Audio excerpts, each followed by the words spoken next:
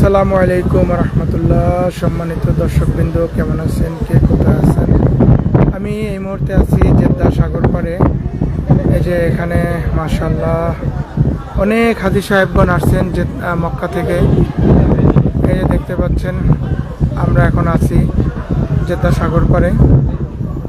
বিকেলের মুহূর্ত, কিছু সময়ের পরে সূর্য অস্ত যাবে।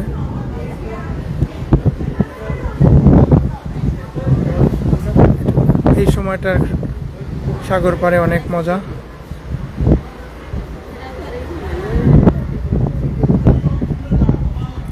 এই যে আপনারা যে মসজিদটা দেখতে পাচ্ছেন, এটার নাম হচ্ছে মসজিদে আর রহমা।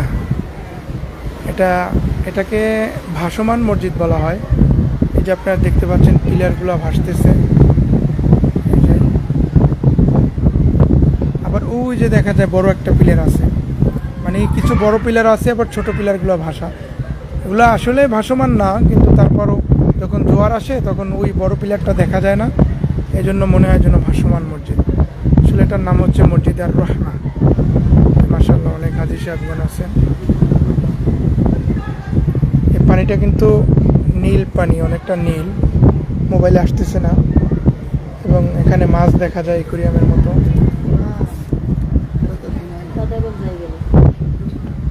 আপনারা যারা পবিত্র হজ করতে এসে জেদ্দা লোহিত সাগর ঘুরতে চাচ্ছেন, আপনারা আমাদের জিএম ট্রান্সপোর্ট মক্কার সাথে যোগাযোগ করেন, আমাদের হোয়াটসঅ্যাপে মেসেজ দিন। ধন্যবাদ, ভালো থাকবেন সবাই। আসসালামু আলাইকুম রহমতুল্লাহ।